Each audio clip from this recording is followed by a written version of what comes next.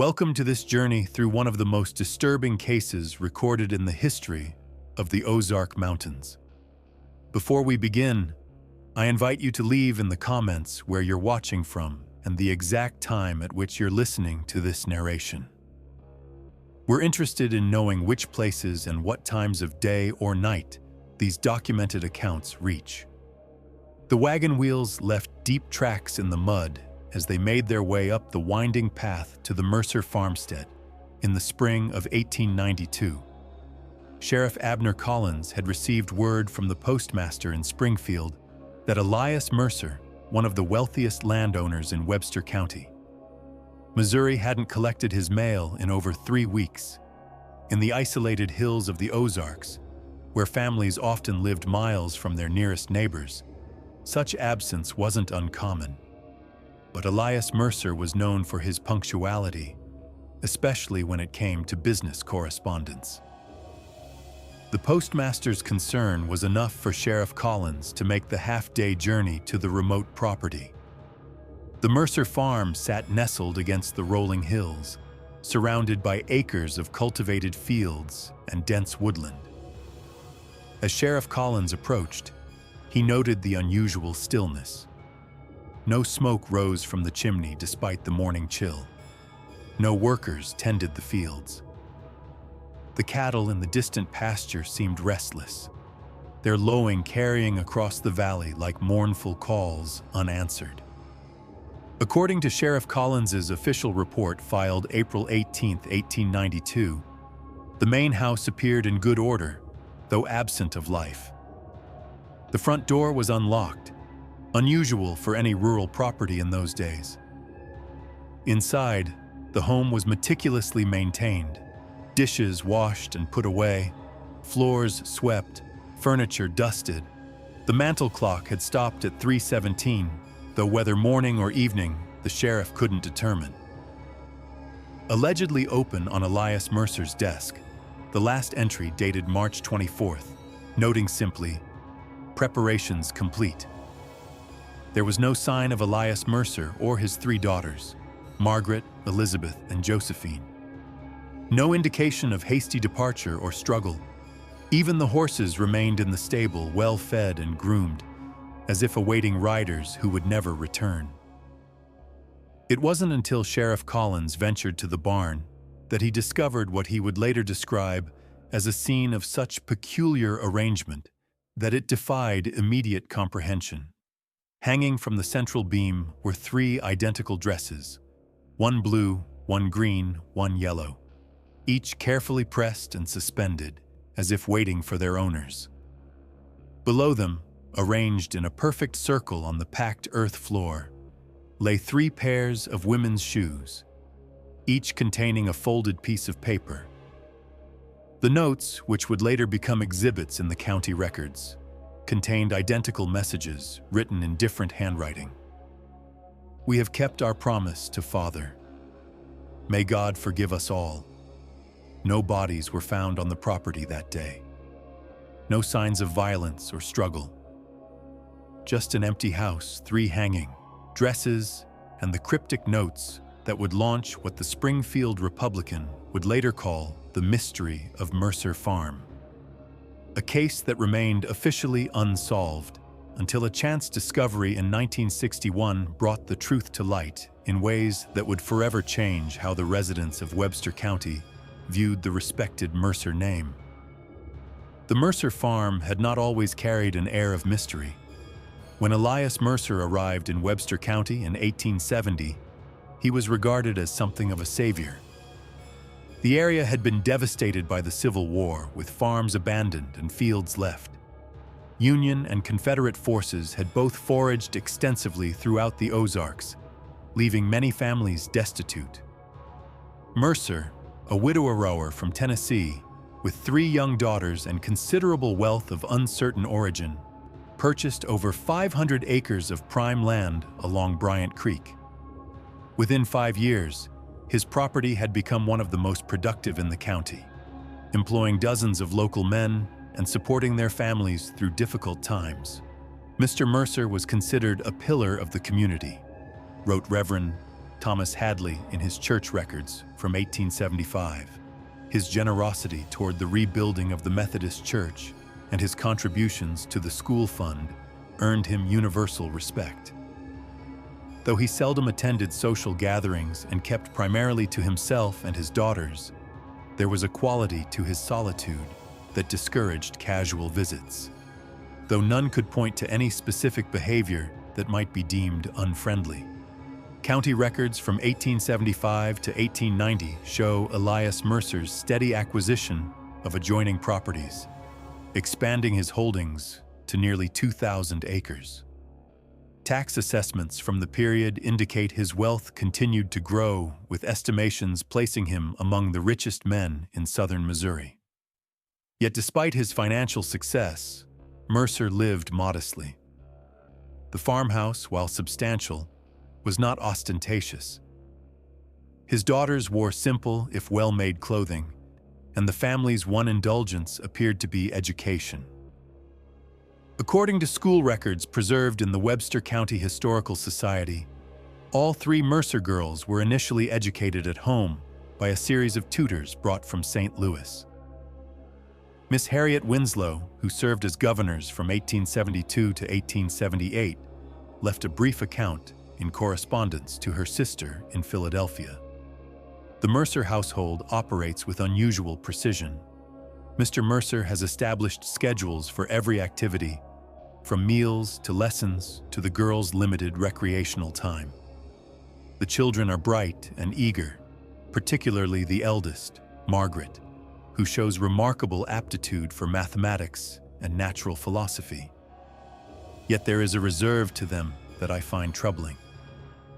They speak little of their mother, and when Mr. Mercer enters a room, their demeanor changes instantly from natural childish enthusiasm to careful attention. By 1885, Margaret, the eldest at 20, had been sent to a women's college in Boston. Elizabeth followed in 1887, and Josephine, the youngest, departed in 1889. Their absences from the community were noted, but not considered unusual for daughters of wealthing appropriate education. The few letters from this period that survived in community records suggested the young women were flourishing in the intellectual environment of New England, though they returned dutifully for summer months. What few outside the farm knew was how dramatically the household changed during the girls' absence. Samuel Porter, who worked as a farmhand from 1884 to 1891, provided a rare glimpse into the private world of Elias Mercer during this period through an interview given to the Webster County Historical Society in 1920, shortly before his death. Mr. Mercer became different after Miss Margaret left, Porter recalled, his voice preserved on a recording cylinder recently restored. He'd always been stern but fair. After she went east, he grew particular. Everything had its place. The house ran by schedule, meals at exact times. Work began and ended by the watch. He dismissed 3 workers for being 5 minutes late to the fields.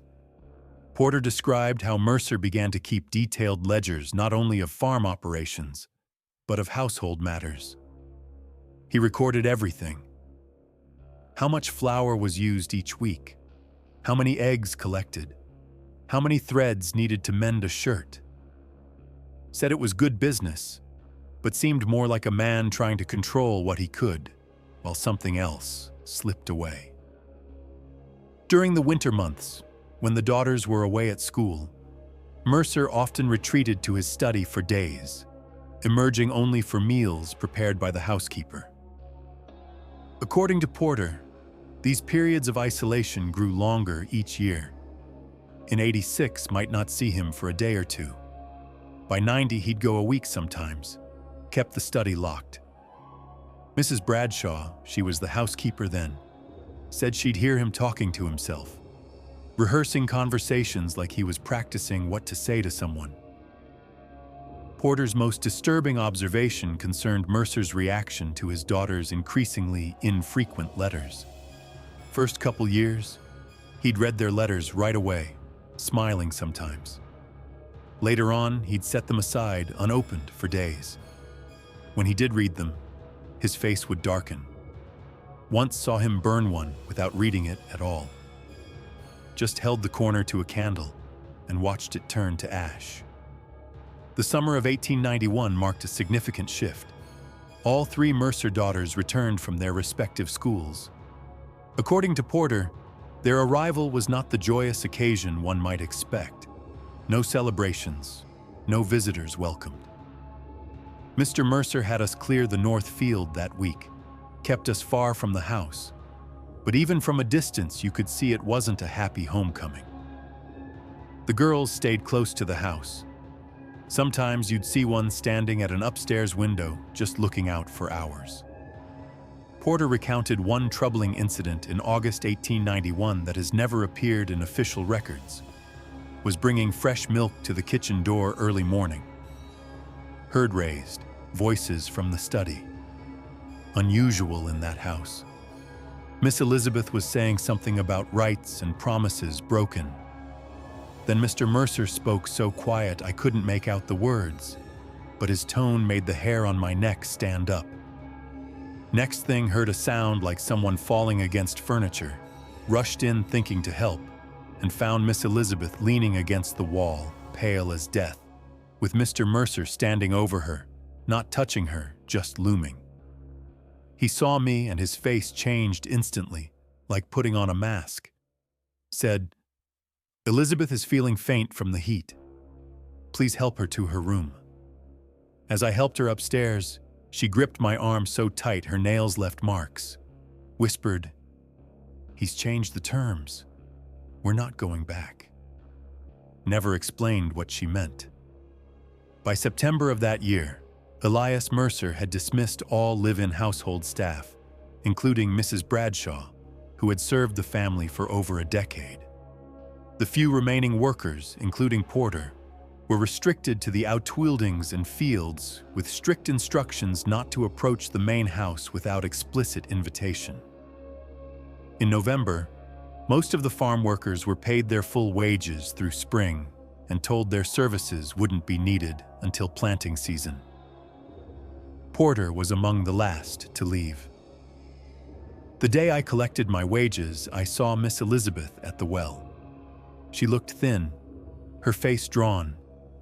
I asked if she was feeling poorly. She just stared at me a moment, then said, "Some promises cost more than others, Mr. Porter." Before I could ask what she meant, Mr. Mercer called her inside. That was the last time I saw any of the Mercer women. By December 1891, the once bustling Mercer farm had grown silent. Occasional sightings of Elias in Springfield were reported, but the daughters remained unseen. A notation in the Springfield Mercantile Ledger from December 12th lists an unusual purchase in Mercer's name.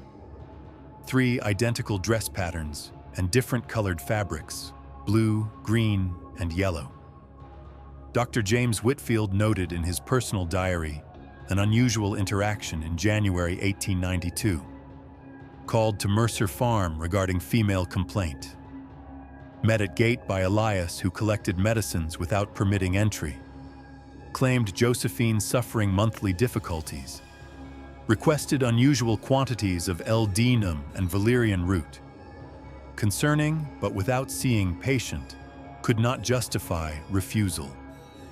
A subsequent entry dated February 8th mentions a similar exchange with Mercer requesting additional medicines, claiming all 3 daughters were now experiencing feminine nervous disorders. The postmaster in Springfield, Harold Jenkins, recorded in his official log an increase in correspondence from the Mercer home beginning in early 1892. Letters addressed to banks in St. Louis, Memphis, and even as far as Chicago. Jenkins later recalled that in March, Mercer had inquired about international mail regulations, specifically regarding Canada and Europe. Said he was considering travel abroad for his health, Jenkins told investigators in April. Seemed preoccupied, kept checking his pocket watch. The last confirmed sighting of Elias Mercer came on March 24, 1892, when he conducted business at the bank in Springfield, withdrawing a significant sum equivalent to approximately $85,000 in modern currency and closing several accounts. The bank manager described him as agitated but determined and noted that he mentioned plans for a journey.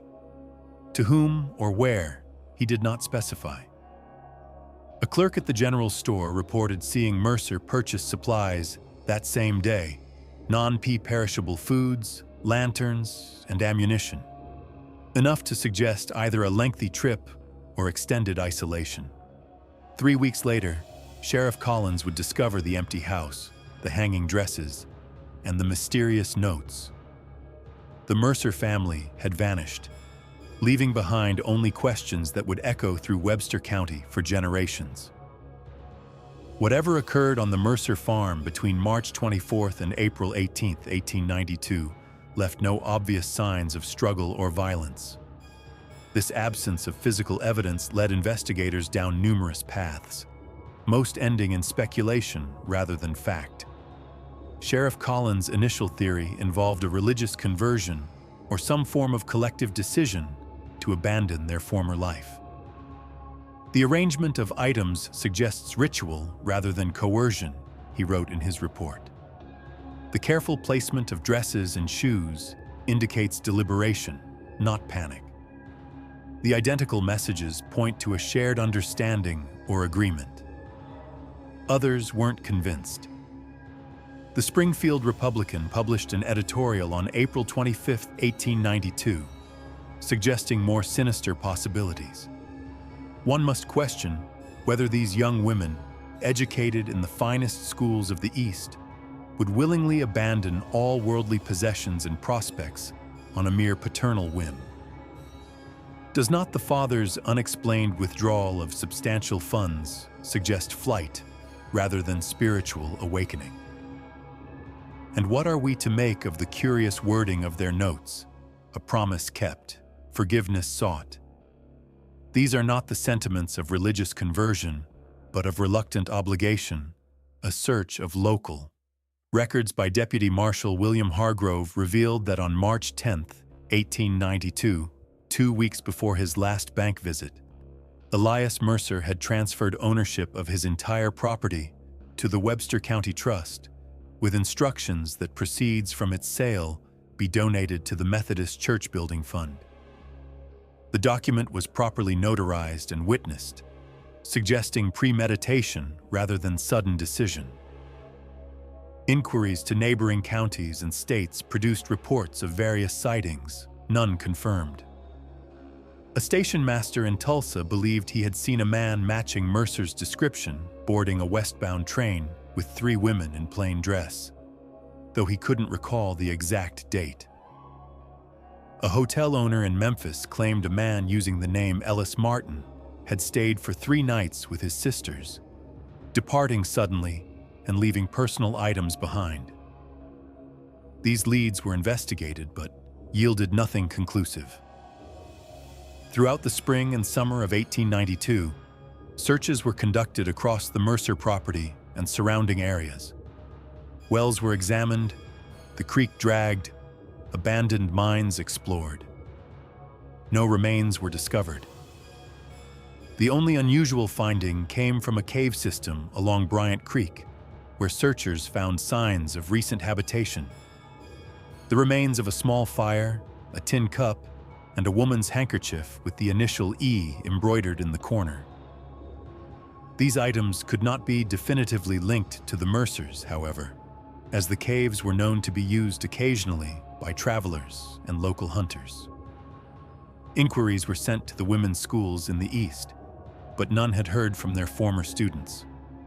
Advertisements placed in newspapers from Boston to San Francisco yielded no credible information about the family's whereabouts.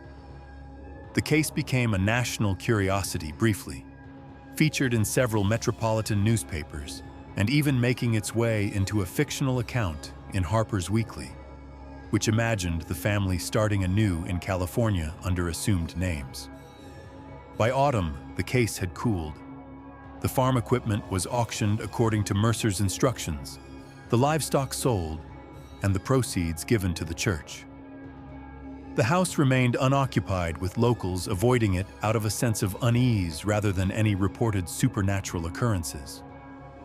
People just didn't like to pass that way after dark, recalled Martha Jenkins, whose family owned neighboring property in an oral history recorded in 1940. Not because they thought it was haunted. It was something else. Like the land itself had turned sour. Even the birds seemed to avoid those trees. The winter of 1892–93 was particularly harsh in the Ozarks. Heavy snows and freezing temperatures isolated many communities for weeks. By spring, interest in the Mercer mystery had waned as residents focused on recovery and planting. The case remained open officially, but received increasingly less attention as new crimes and concerns occupied law enforcement. For 20 years, the Mercer property stood empty, the fields returning to wilderness, the house slowly succumbing to the elements. Occasional trespassers, mostly curious teenagers or hunters, reported an oppressive atmosphere in the abandoned home. One local youth claimed to have found a hidden compartment beneath a floorboard containing a small leather-bound book, but the item was never produced, and the story dismissed as imagination. In 1912, the Methodist Church, which had received regular proceeds from the trust, decided to sell the land. It was purchased by James Holcomb, a cattle rancher who planned to restore the farm to working condition. According to county records, Holcomb paid considerably less than market value for the property, suggesting local reluctance to acquire the land despite its natural advantages. According to Holcomb's grandson, interviewed in 1965, the restoration efforts immediately encountered problems. Grandfather said the place fought back. Tools would disappear. Timber cut for repairs would warp overnight. 3 separate well-digging attempts hit solid rock where maps showed water should be plentiful. Most troubling were the dreams. In a letter to his sister dated July 1913, Holcomb wrote, "I am plagued by the same dream each night. 3 women stand at the edge of the north field. They never speak, never approach, simply stand watching the house until I wake. Ellen, his wife, says, I call out names in my sleep. Margaret, Elizabeth, Josephine. Names I should not know, having never met the Mercer daughters. I have not shared these disturbances with her. Yet somehow the knowledge has transferred between us like infection." The letter continues, describing increasingly strange phenomena. "Last week, Ellen was alone in the house while I tended cattle. She swears she heard someone moving in the upstairs rooms, footsteps crossing the floor, doors opening and closing.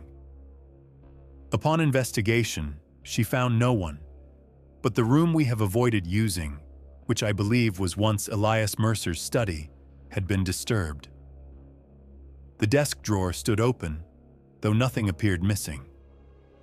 Most unsettling was the discovery of 3 long hairs on the pillow of our bed that evening. One dark, one auburn, one fair, when neither Ellen nor I possessed such coloring. By September 1913, Holcomb had abandoned his restoration efforts. He continued to use the land for grazing, but never rebuilt the house or lived on the property. The original Mercer home was eventually demolished in 1920 after a partial collapse during a storm. Nothing remained of the family's presence, except the foundation stones and a small family plot where Elias's wife, Catherine, who had died in childbirth before their move to Missouri, was reared after being moved from Tennessee. For the next 40 years, the mystery of the Mercers faded from public memory, becoming little more than a local legend, a story told to newcomers or around autumn bonfires. The once prosperous farm changed hands several times, but no owner ever rebuilt on the original home site. The land was primarily used for timber and occasional grazing, with owners living elsewhere. Occasional references to the case appeared in regional folklore collections.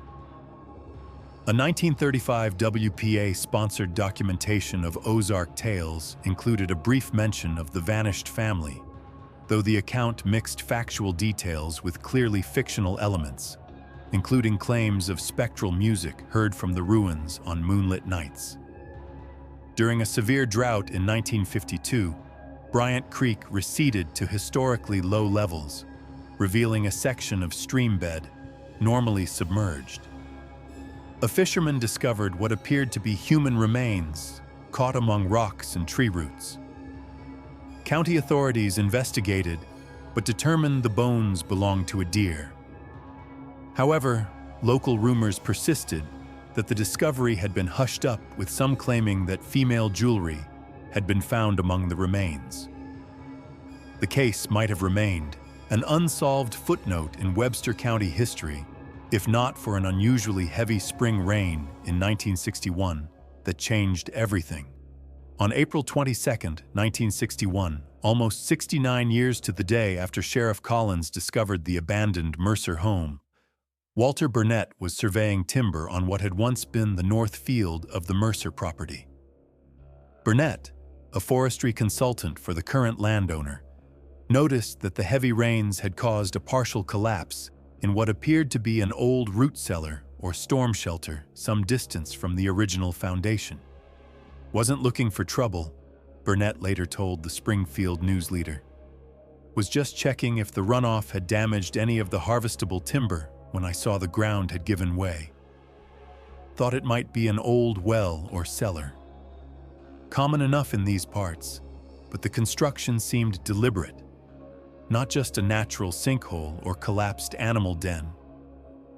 What Burnett discovered was far from common. The collapsed earth had revealed a small hidden chamber dug into a hillside and carefully concealed with timber and stones.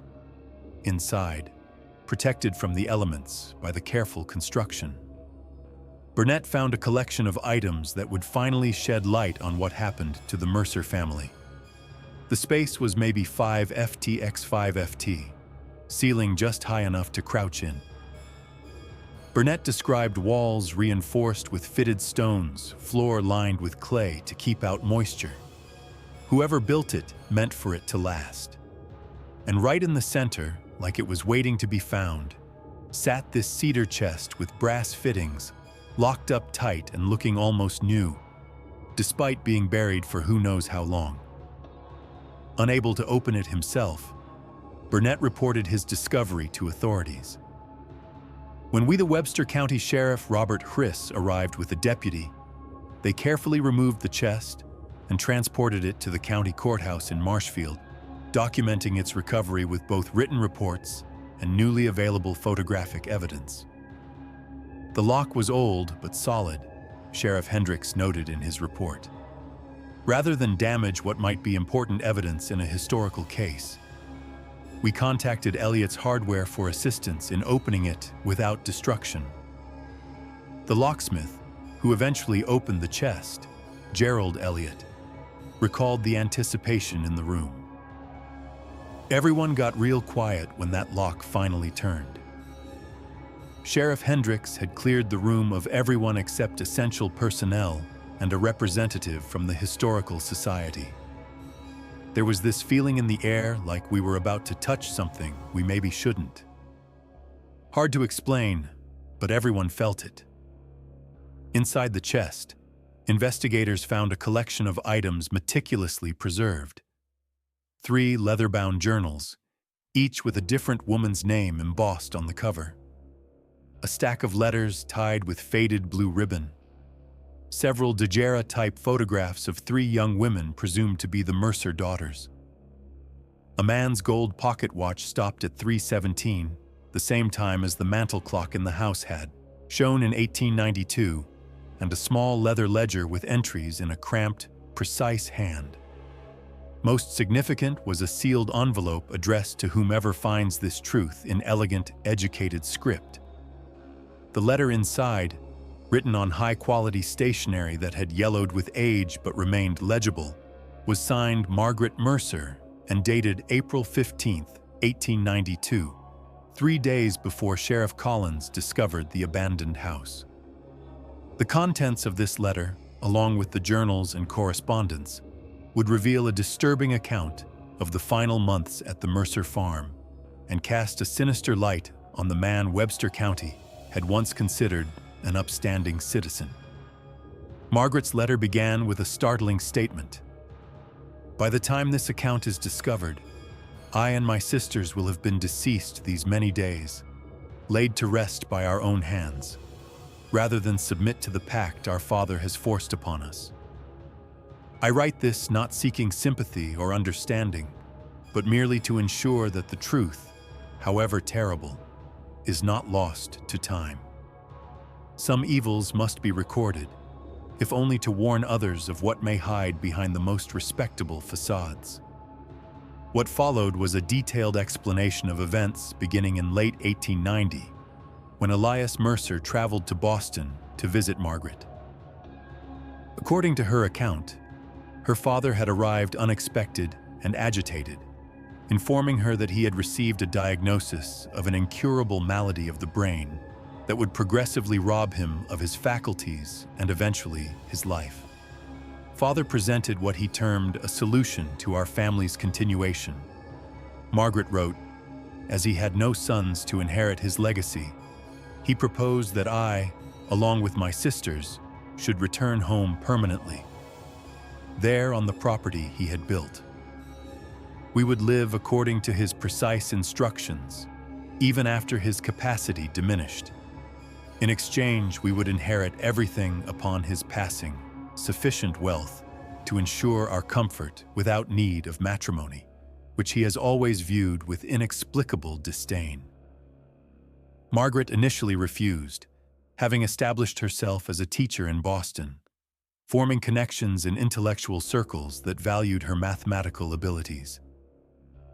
Her father left, apparently accepting her decision, though she noted his parting words carried an unsettling undertone. "You have always been the strongest, Margaret. I trust you will see reason before circumstances forced decisions that none of us would prefer." 2 months later, she received word that Elizabeth had withdrawn from her studies and returned to Missouri due to their father's worsening condition.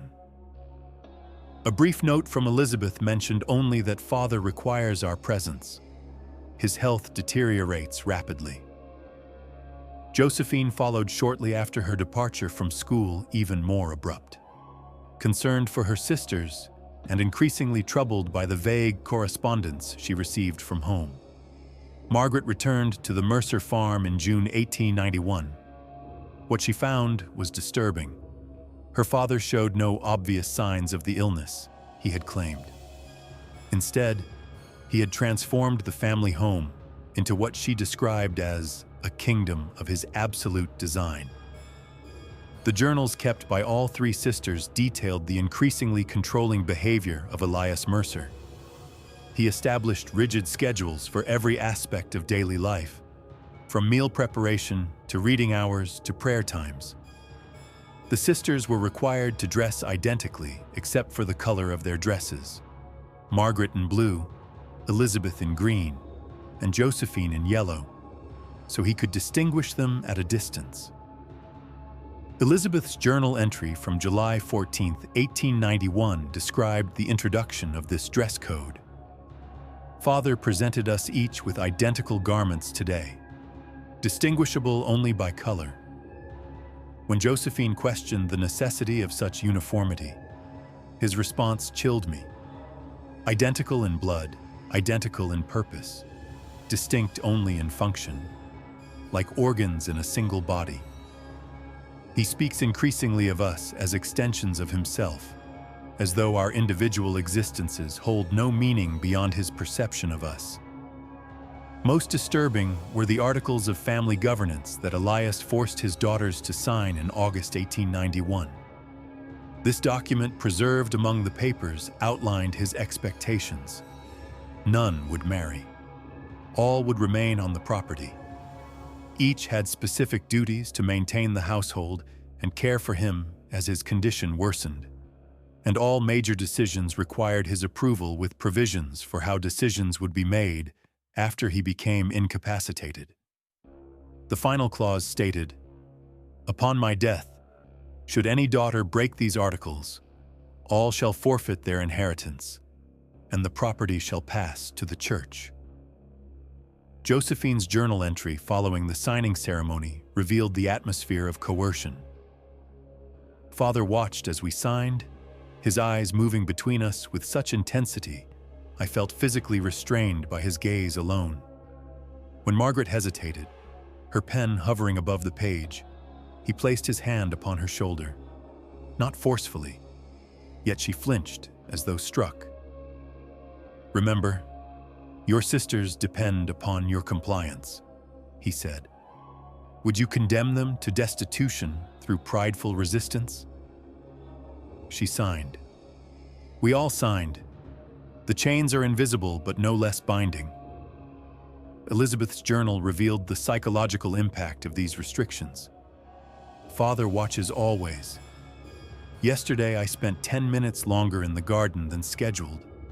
At dinner he recited precisely how many minutes I had stolen from the household. He did not raise his voice. That might have been preferable to the cold recitation of my failure. He required me to stand in the corner of the dining room facing the wall like a child, while he and my sisters continued their meal. I am 24 years old, educated at one of the finest women's colleges in the country, reduced to childish punishment for the crime of lingering among the roses. Josephine, the youngest at 20, documented her attempts to reason with her father. I reminded him that in Boston and Philadelphia we had met, respectable gentlemen who had shown interest in courtship. Was it not natural that we should desire marriages and families of our own? His response chilled me. The Mercer blood shall not be diluted by inferior stock. Better it end pure than continue corrupted. Have I not provided everything? This land, this home, education beyond what most men receive? And yet you speak of abandonment, of giving yourself to strangers who would use you as breeding stock and laborers. His perception of marriage as somehow destructive rather than natural reveals a mind already affected by whatever malady he claims to suffer. Margaret, as the eldest, initially attempted to manage the situation while secretly planning the sisters' escape. Her journal detailed how she had contacted former colleagues in Boston, arranging positions and accommodations for herself and her sisters. In November 1891, she had nearly convinced Elizabeth and Josephine to leave with her while their father conducted business in Springfield. "The stage is set," she wrote. On November 12th, father departs tomorrow for 3 days. The farm hands have been dismissed for the season. Mrs. Bradshaw was paid yesterday and has left for her sister's home. We shall have the carriage ready before dawn. By the time father returns, we will be halfway to St. Louis, and from there east to freedom. Elizabeth trembles at the prospect of defiance, but agrees it is necessary. Josephine weeps, but will follow. This house has become a prison, each room suffused with father's presence even in his absence. Their plan was discovered. Elias had returned unexpectedly, finding Margaret's correspondence hidden beneath a loose floorboard in her room. His reaction, as described by Elizabeth, was not the rage they expected, but something more calculated. He called us to his study individually. What he said to each I cannot know fully, but to me he revealed that our mother had not died of childbed fever as we'd been told. "Your mother suffered from the same malady that now grows in my mind," he said. "And in yours as well, my dear Elizabeth. Have you not noticed your increasing forgetfulness? The moments of confusion. How often last week did you find yourself in a room without remembering your purpose there? These are the early signs. I recognized them in your mother years before the end came." Josephine's journal confirmed that their father had told her something similar, claiming that she showed early signs of the disease that would eventually claim him. Only a strictly controlled environment, he insisted, would delay the inevitable mental deterioration. Josephine wrote, "He showed me a medical text, passages underlined about hereditary dementia, pointed to mother's family history, an aunt who wandered into the woods in her nightgown, a cousin committed to an asylum. Then he produced my diary from 3 years ago and read passages, comparing them to my current writing. See how your penmanship has declined," he said, "how your thoughts meander where once they flowed directly. I cannot determine if the differences he notes are real or imagined, but he speaks with such conviction that doubt seeps into my mind like poison Margaret's account revealed." Yet another approach father presented me with financial records, indicating that our education and maintenance have created substantial debt. Despite his apparent wealth, the farm produces enough to sustain us, he claimed, but much of the capital exists on paper only. Should you abandon me in my illness, creditors would claim everything within months. When I questioned which creditors, suggesting we might negotiate terms, he grew coldly angry. "You think yourself clever enough to manage business affairs? Your mathematical aptitude is impressive for a woman, but insufficient for the complexities I navigate daily." He then presented a letter allegedly from my college suggesting inappropriate behavior with a female colleague, a complete fabrication, but crafted convincingly enough to threaten my professional reputation should I return east. "He has made us doubt our own minds," Josephine wrote in December. "Yesterday I could not recall whether I had collected eggs in the morning, such a simple task. Yet it had vanished from memory." Is this the beginning of what he described, or merely the exhaustion of living under constant scrutiny? Elizabeth found herself unable to recall a poem she had known by heart since childhood. Margaret, always the strongest, now checks and rechecks her calculations for household accounts, finding errors where I see none. We are becoming the invalid daughters he claims we are. By February 1892, all 3 sisters documented increasing symptoms that mirrored their father's descriptions. Memory lapses, confusion, moments of disorientation.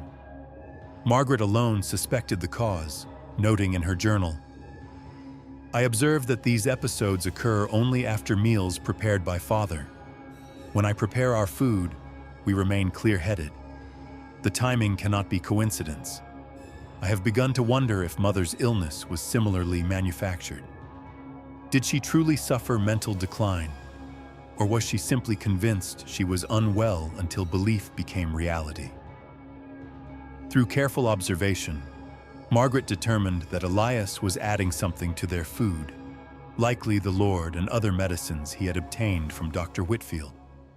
Rather than confront him directly, she began secretly disposing of portions of their meals and documenting their improved lucidity.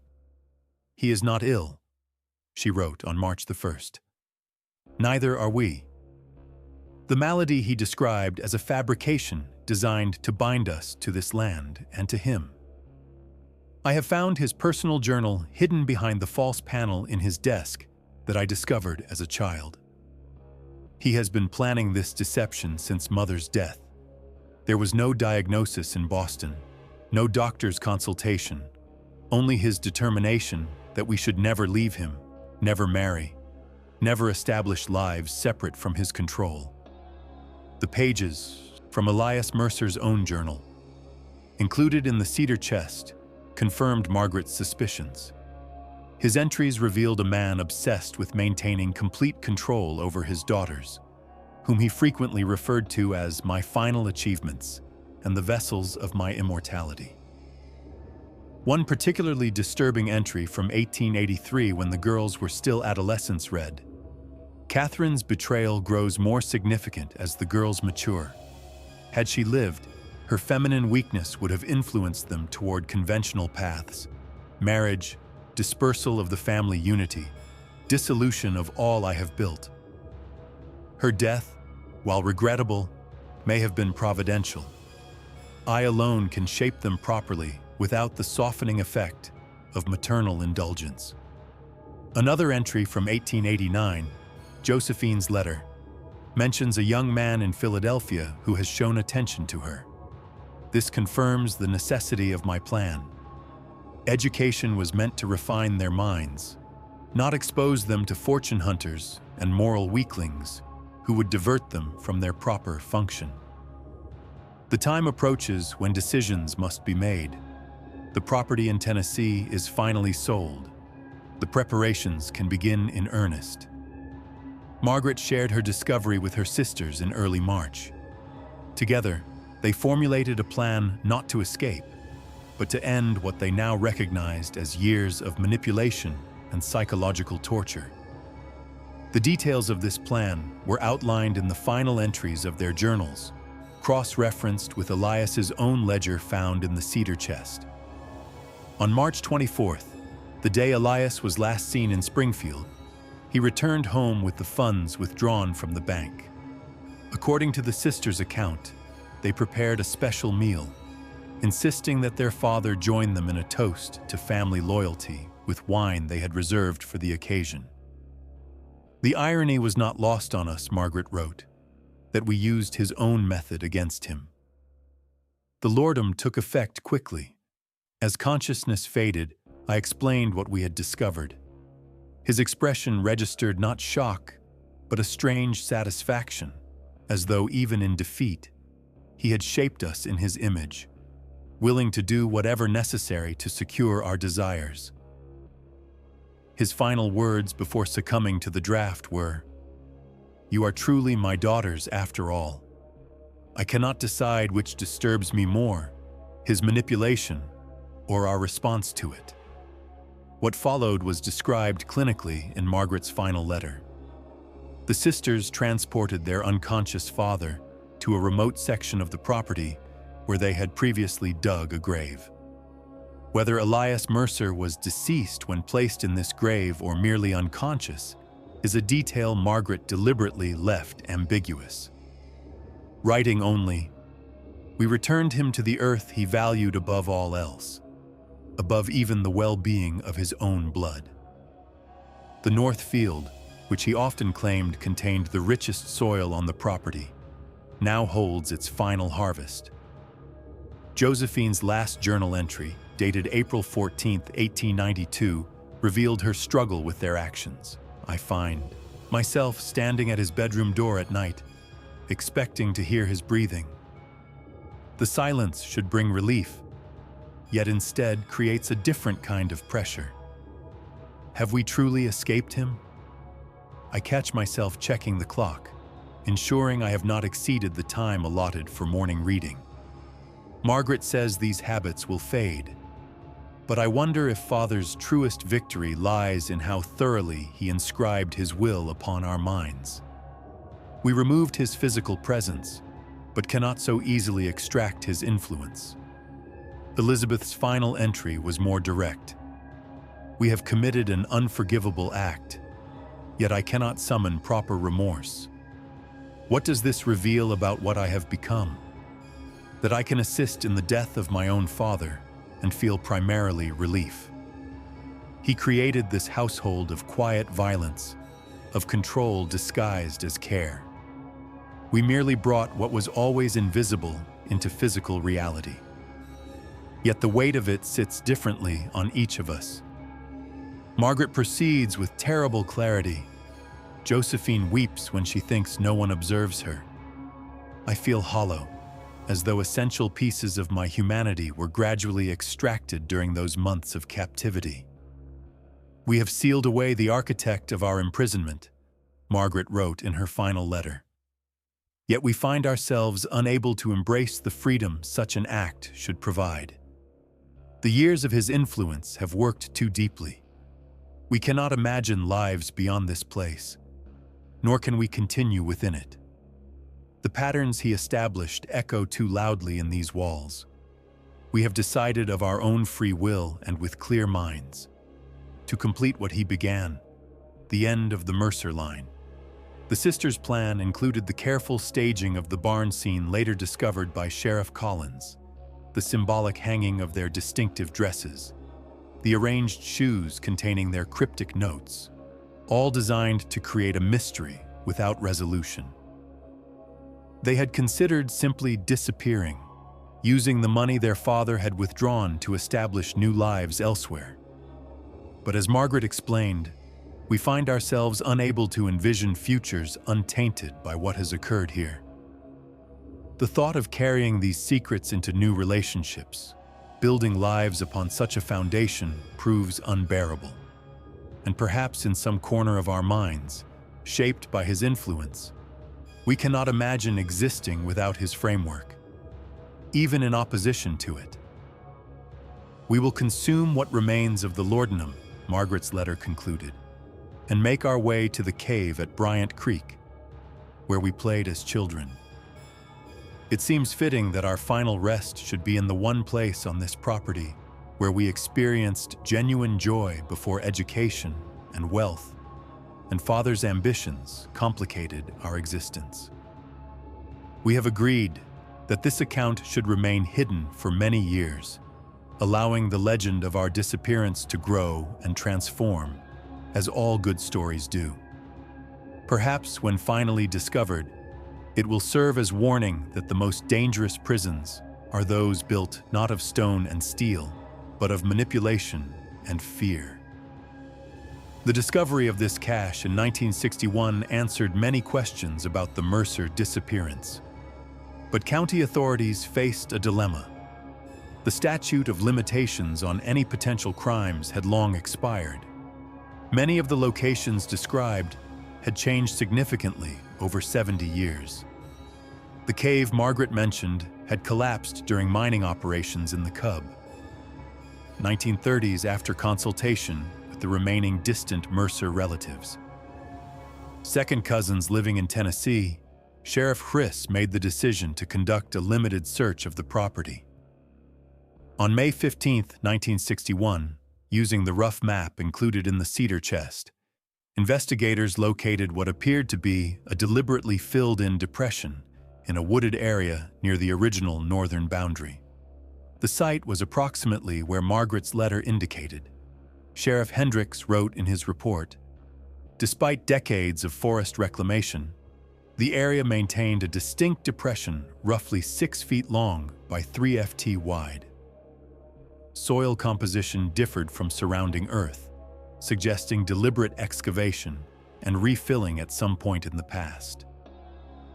Excavation revealed human remains consistent with a male approximately 60 years old, the estimated age of Elias Mercer at the time of disappearance. Forensic examination was limited by the technology of the time, but the remains showed no obvious signs of trauma beyond deterioration, consistent with burial for nearly 70 years. The medical examiner noted the presence of a gold tooth that matched dental records located in Dr. Whitfield's archived files. Despite extensive searching, no trace of the sisters' remains was ever found. The cave where they planned to end their lives had been sealed and partially destroyed during limestone quarrying operations in the 1930s, and decades of environmental changes had altered waterways and landscapes throughout the property. Bryant Creek had changed course slightly following a major flood in 1915, potentially washing away any evidence that might have remained. The Webster County Historical Society took possession of the journals, letters, and other items, preserving them as historical artifacts in a controversial decision. The full contents were restricted from public view until 1992, 100 years after the events they described, with only selected excerpts made, available to researchers and historians with specific approval. Dr. Eleanor Winters, who cataloged the collection in 1983, noted, "These documents present an extraordinary psychological study of control and resistance within a family unit." Elias Mercer created an environment of complete domination, not through physical violence, but through manipulation of reality itself. He employed gaslighting techniques decades before the term existed, systematically undermining his daughter's trust in their own perceptions and abilities. Dr. Winters continued in her assessment. The isolation of the property combined with the era's expectations regarding female dependence and filial obligation created perfect conditions for this form of psychological imprisonment. The sisters' final act, both their patricide and their planned suicides, represents both submission to and rebellion against the closed system he created. They could imagine no existence beyond his influence, yet found the strength to end that influence permanently. When the complete collection was finally made available to scholars in 1992, it sparked renewed interest in the case. Modern analysis of Elias Mercer's personal writings suggested that he might have suffered not from a physical brain disease, but from what would now be diagnosed as a severe personality disorder characterized by extreme need for control, paranoia, and the inability to distinguish between people and possessions. Dr. Robert Thornton, a forensic psychiatrist who reviewed the materials in 1994, observed Mercer's journals revealed someone who viewed human relationships as transactional and ownership-based. His daughters were possessions to be maintained according to his specifications.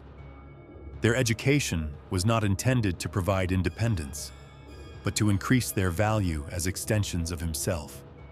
When they began establishing separate identities during their time in the East, he perceived this not as healthy development, but as a form of theft, the taking of something that belonged exclusively to him.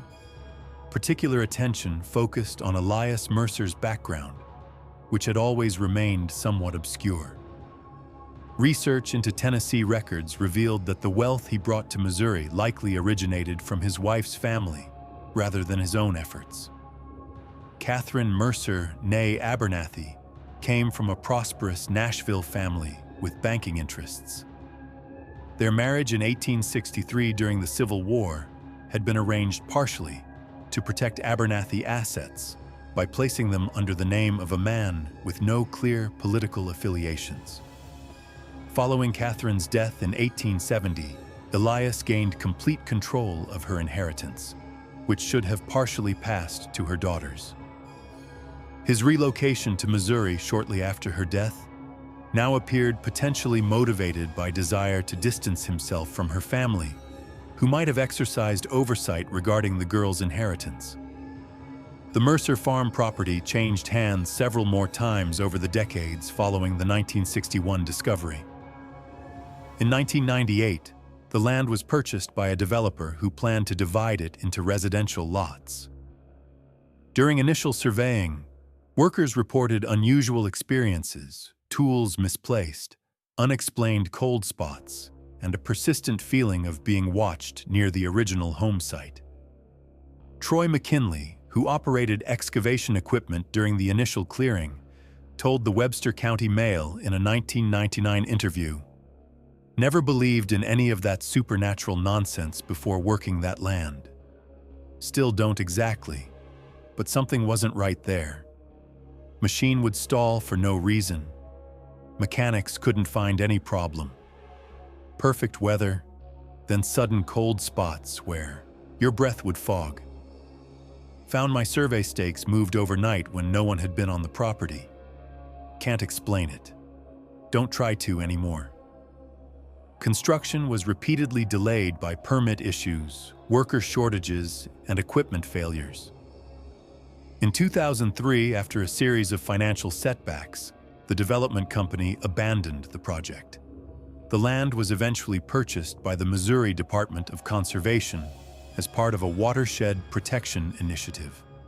It remains undeveloped, accessible only by permitted for limited hunting and research purposes. Local residents still speak of the Mercer property in hushed tones. Some claim to have seen 3 figures in colored dresses, blue, green, and yellow, standing at the tree line at dusk. Others report hearing a man's voice calling female names among the trees. Wildlife officers note that even animal behavior seems unusual in the area, with deer and other wildlife avoiding certain sections of the property despite abundant food sources and suitable habitat. Charlotte Ryerson, whose family has owned neighboring land since the 1940s, described her experiences in a 2010 oral history project. "My grandfather warned us never to play near the old Mercer place. Said the land had a memory for suffering. As a child, I thought he was just being superstitious, but I've lived beside that property my whole life, and there's something to it. Birds go silent when you cross a certain line. The air feels different, heavier somehow. Had a hunting dog once that would track anything anywhere, but he'd stop dead at the property boundary, and no amount of calling would get him to cross." Dr. James Thornton, who conducted an archaeological survey of the area in 2010, offered perhaps the most fitting epitaph for the Mercer family. "What happened here transcends simple categories of victim and perpetrator. Elias Mercer created a closed system, a carefully controlled environment reflecting his own psychological needs. His daughters, educated and intelligent women, found themselves gradually pulled into his reality until escape seemed impossible. Their final act, turning his methods against him, then choosing to end their lives rather than live either under his control or with the knowledge of what they had done to escape it, speaks to how deeply psychological manipulation can distort perception and choice." The weathered foundation. Stones of the Mercer house can still be found among the trees, gradually disappearing beneath creeping vines and fallen leaves. The Northfield, where Margaret claimed her father was buried, has returned to forest. The precise location of his grave, marked only by GPS coordinates in county records, not by any physical monument. The small family cemetery where Catherine Mercer was re-earied remains the only official marker of the family's existence. Her headstone, cleaned and maintained periodically by the Historical Society, bears only her name, dates, and the inscription "Beloved Wife and Mother." Words selected by Elias decades before his own secret burial on the property. In a peculiar footnote to the case, 3 separate researchers who have extensively studied the Mercer documents have reported independently experiencing a recurring dream. 3 women in colored dresses standing silently at the edge of a field, watching. Dr. Winters described the sensation upon waking from this dream as a profound sense of unfinished business, as though they are still waiting for something. Perhaps simple acknowledgement of what was done to them and what they did in response. What remains from this tragic history is a warning that resonates beyond its specific time and place. The most devastating forms of control leave no visible marks. The most damaging bonds are those disguised as protection. And sometimes the most terrible acts are committed not out of cruelty, but out of a twisted form of love that cannot distinguish between preservation and possession. The isolation that enabled Elias Mercer's control over his daughters was both geographical and social. A remote property in a time when women had limited legal rights and fewer economic options. But the psychological mechanisms he employed exist in modified forms across centuries and cultures. The gradual erosion of confidence, the strategic use of medical misinformation, the alteration of perceived reality, the isolation from potential allies. These tactics continue to feature in accounts of controlling relationships today, though rarely with such meticulous documentation as the Mercer case provides. Perhaps most disturbing is how Elias Mercer's journals reveal his self-perception, not as a villain, but as a protector. He genuinely believed he was saving his daughters from an inferior world unworthy of them.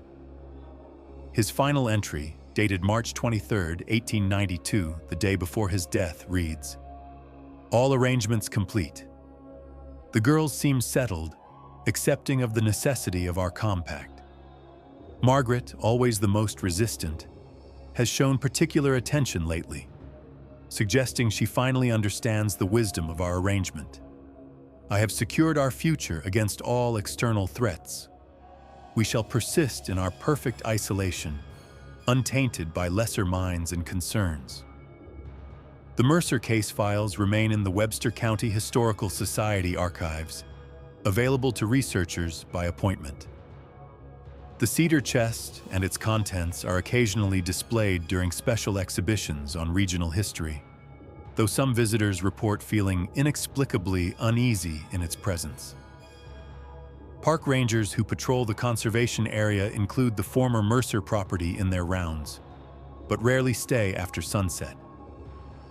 One ranger who requested anonymity admitted there's a standing policy unofficial, but everyone follows it, that we don't enter that section of the preserve alone, especially late in the day. Not because anyone's seen anything definitive, but because of how it feels like you're being evaluated, measured against some standard you don't understand, makes the hair on your neck stand up.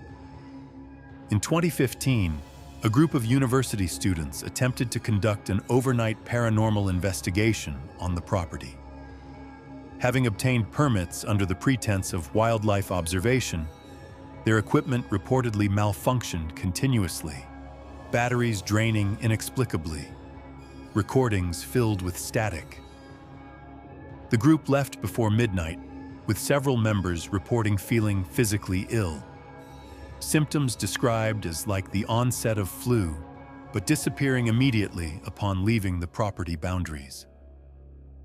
As for the sisters themselves, whether their remains lie undiscovered in the collapsed cave, were carried away by the waters of Bryant Creek, or perhaps never reached their intended final resting place at all, their story continues to echo through the hills and hollows of the Ozarks, not as ghosts in the conventional sense, but as a lingering question about the nature of freedom and captivity, family loyalty and personal autonomy, and the sometimes invisible line between protection and control.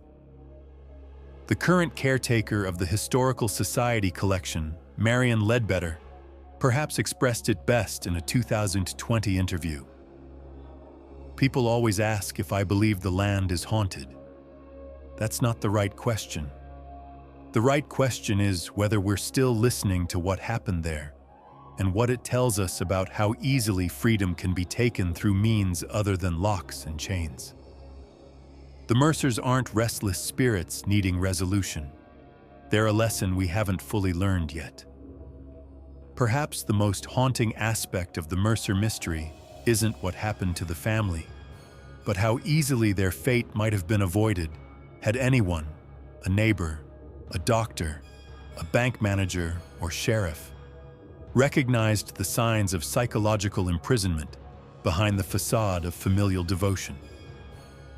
In the isolation of rural life, behind the respectable veneer of wealth and education, 3 women found themselves trapped not by locks and chains, but by carefully constructed delusions and the manipulation of their deepest fears.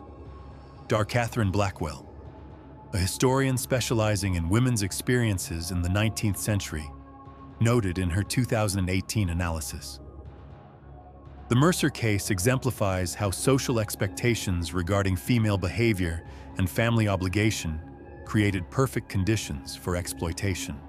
The sisters were caught between their education, which gave them awareness of broader possibilities, and their upbringing, which instilled deep loyalty to family above self.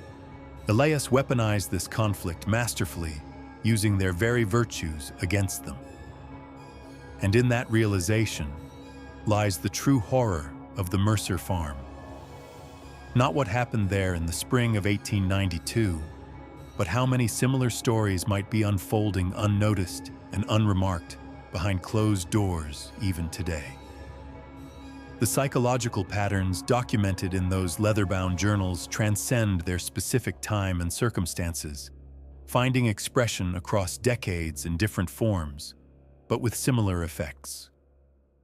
The old Mercer property lies quiet now, protected from development, returning slowly to wilderness.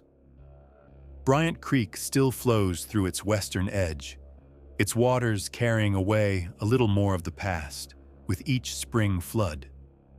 The foundations continue to crumble. The forest reclaims the fields, and time gradually erases the physical evidence of what occurred there. But in archives and memories, in whispered stories and academic papers, the essential truth persists.